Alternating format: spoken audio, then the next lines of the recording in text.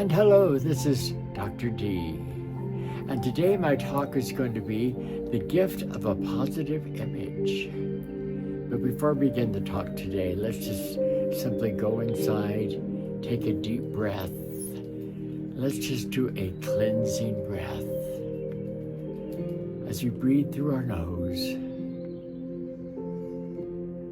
to the count of 4 and then exhale to the count of 4. Let's breathe in peace. Exhale any anxiety.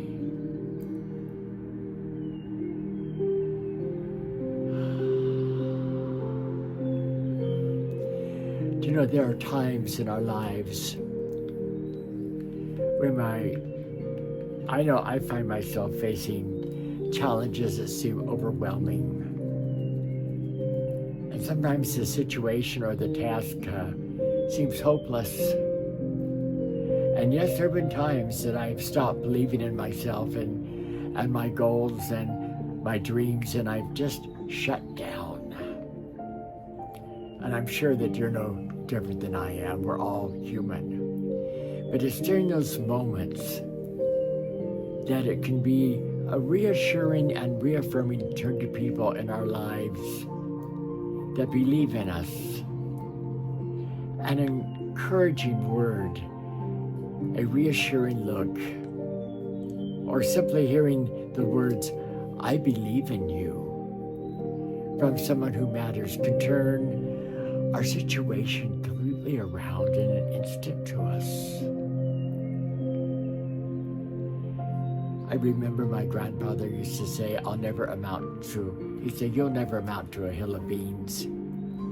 And that taper ran through my head all the time. I remember when I started entertaining that certain well-known entertainers would say, "You're not talented. You don't have the talent." I remember one entertainer said, that you are the Anna Nicole Smith of entertainment. You really don't have any talent. But I've come to realize that everybody has someone who believes in them. Perhaps it's a teacher, a parent, a friend, a loved one, an employer. And it's often their belief that can wrap us in a warm cocoon and bolster us and offering support that we can actually grab onto until we can regain our own support. And having that special person who believes in our abilities and our worth is a wonderful gift. But when we're feeling unworthy, it may be difficult, so difficult, to take in something so precious as somebody's words to us. There is a difference between a compliment and an awareness. There is a difference between a compliment and an awareness. A compliment, "I really love your hair that way." "Oh, that's such a pretty jacket you have on." "Oh, I love the way that the flowers are," whatever, something on the surface.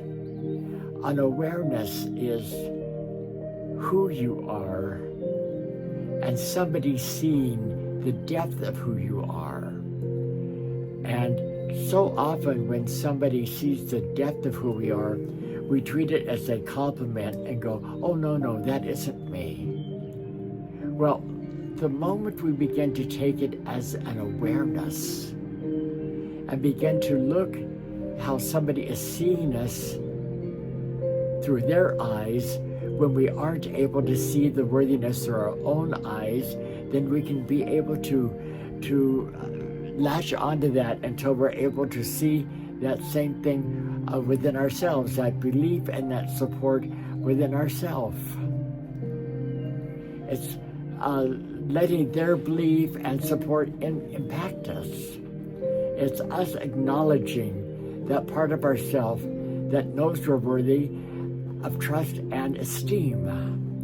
It's by really allowing the people that believe in us to own that belief in ourselves and our abilities when they start to emerge again. We actually borrow their vision, and we do that until we can make it on our own. I remember when I was going to graduate from Bible college, one of the deans said, "You're too colorful. You'll never make it in the ministry." I didn't know what too colorful meant. Come here, baby girl. This is my baby girl. Look, my baby girl. Say hi. Say hi. Minnie, say hi to people. Say hi, baby girl. There, baby girl. Look at the baby girl. Said, "You'll never make it in the ministry." And yet I had a great career in the ministry and went on to start a church with 4 people, and it grew into 1,200 people when I finally left, but I'll never make it in the ministry. There were people who counteracted it by saying, "Yes, you can. You have something to offer," who saw something in me when I didn't see it, even in myself. So here's kind of the breakdown of what I believe in you conveys. Number 1, it is trust in abilities. The speaker who is saying, "I believe in you," they trust that you possess the necessary skills and capabilities to succeed in a task or an endeavor. Let me give you a recent example. I attend church at the United Methodist Church of Palm Springs, where we have a wonderful pastor, Pastor Jane. And she'd been on sabbatical for the last 3 months. And before she left on sabbatical, I said to her, "I want to produce a Miss D's trans-denominational 5th Sunday Sing. And it'd be a free concert on the 5th Sunday of the month. And we take up an offering for the feeding ministry, which is known as the Shared Plate, which does between 1,000 and 1,200 breakfast lunches every week." She believed in my ability. She trusted in my capabilities, and she believed that I possessed the necessary skills to be able to do a fantastic job, even in her absence.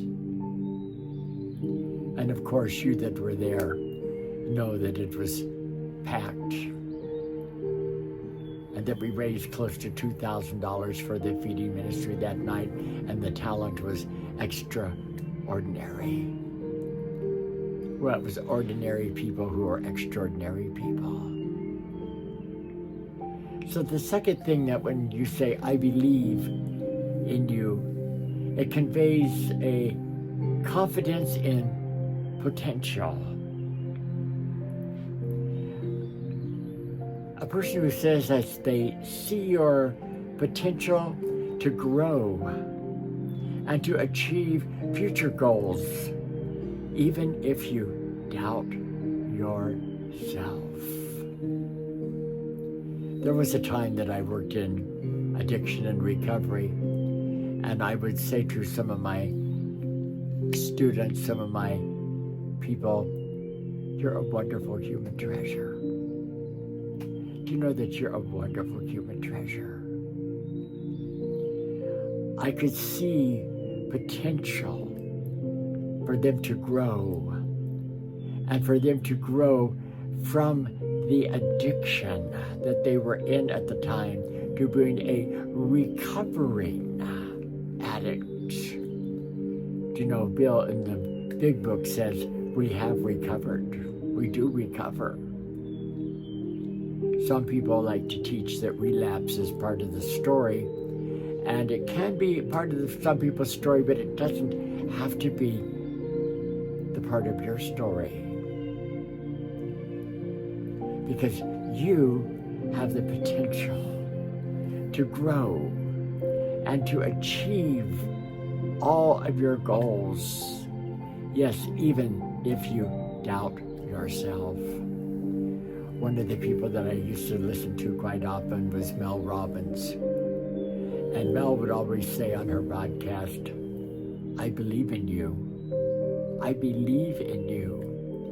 And during the times that I was listening to her were times that I even doubted myself. That I thought, oh, I don't have what it takes. I would feel beat down. I would feel like I was just unworthy of something. I didn't have the right education for something. I just couldn't go another step, and all the negative tapes of my past would come up, and I would just be replaying them in my head, and I would remunerate on them. But I would go to bed at night, and it would just spin and spin and spin. And it was like, I can't. I believe in you. What does that convey? Support and encouragement. I believe in you. I believe in you is an expression of support. It is meant to bolster your confidence and provide assurance. I believe in you. It conveys a belief in character. The person who says, I believe in you, has faith in your judgment, has faith in your resilience, has faith in your overall goodness of intentions. I believe in you. Not only did Pastor Jane at the Methodist Church ask me to, or be okay with me doing the concert, she asked me to preach to the congregation. Now, she'd never heard me preach before. She didn't know from a paper bag. But she began to know who I was from the inside out. Not a compliment, but an awareness. When somebody says, I believe in you, I believe in your potential, or they say, you know, you are such a good person. Don't say thank you for the compliment. It's not a compliment. It is not a compliment. It is an awareness. It is an awareness of what they see in you. So often I say, what I see in you, I see in me. If I didn't know what it was, I wouldn't recognize it. When I see faithfulness in you, it's because I see it in me and I recognize what it is. When I see greatness in you, it's because I see greatness in me. I know what it is because I recognize it. And sometimes what I see in you is what I have struggled with myself. And sometimes it's what I'm still struggling with. So when we say, I believe in you, it conveys an acknowledgement of strengths. It's a way of somebody highlighting their perception of your strengths and your positive qualities. So what happens when you don't have this?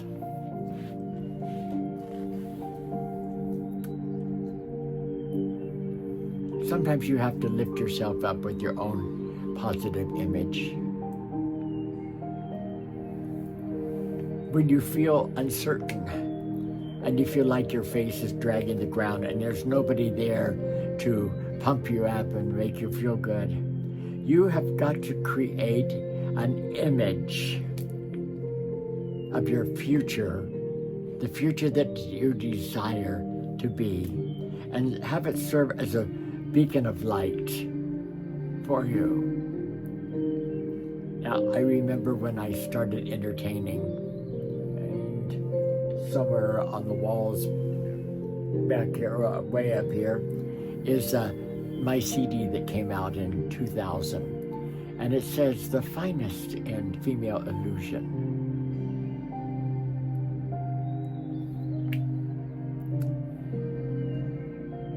I had people tell me I'd never make it. I had people tell me that I wasn't good enough.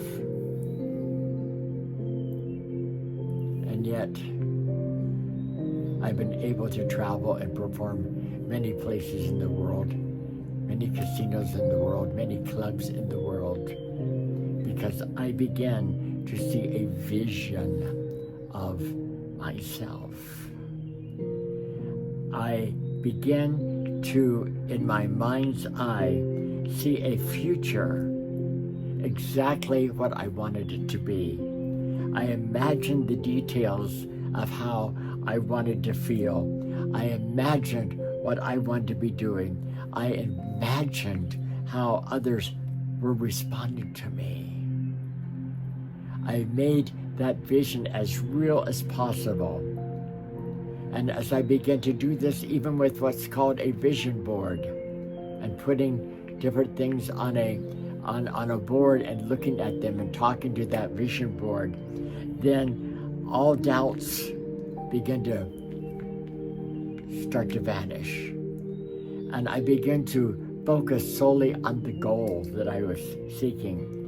And the more intently that I focused on it and imagined what I wanted, the more the belief in myself began to come. I often say this: what you focus on expands. What are you focusing on? What are you focusing on? What are you affirming in your life? And with the people around you, what are you affirming for them? Do you know we're living in times of uncertainty? We're living in times that are chaotic. We're living in times that can be frightening.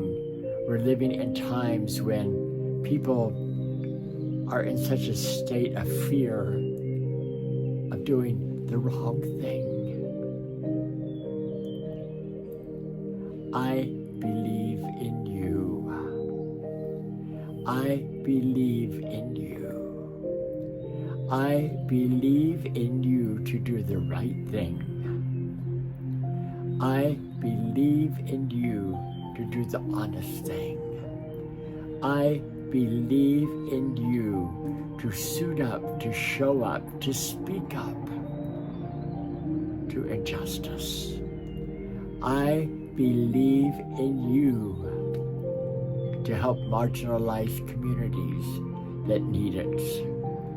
I believe in you to be the best that you could be. So today, I'd like you to give the gift of a positive image to somebody.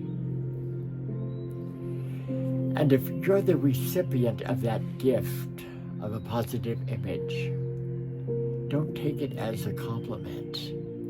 Take it as an awareness, as part of the fiber of who you are, and start building upon that fiber. One of my teachers was the late Sharon Stroud.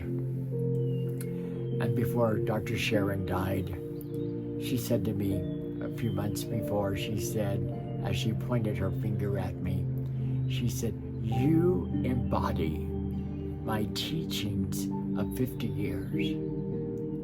And I remember this just like it was yesterday. I said, "Oh, thank you for the compliment. And she looked at me, glared at me in the face, and pointed her finger and she said, it's not a compliment. It's a fact. Accept it. It's a fact. Accept it. You're stronger than your weaknesses. It's a fact. Accept it. Your faith is greater than your fears. Accept it. Your love is greater than any hatred. Accept it. And as you begin to accept it, that those are qualities that are inside of you, that are you, those qualities begin to grow, they begin to manifest. I often say that religion often teaches us to evolve, but spirituality teaches that we unfold. We unfold. That goodness is already inside of you. That godness is already inside of you. Let it unfold. Let life just chip away the excess that doesn't need to be in your life. And let the beauty of who you are begin to shine. Let the light begin to shine. Trust in your abilities. Have confidence in your potential. Seek out support and encouragement. Believe in your character and acknowledge your strengths. How often do we say sometimes when somebody says something and we say, oh no, that's not me. Yes, it is you. Acknowledge that it's you. When somebody says you're strong and you say, oh no, I'm not, well, it's really not, no, that's false pride. And the more you acknowledge and say, yes, I am strong. And yes, in God, my strength is made even stronger. So just for today,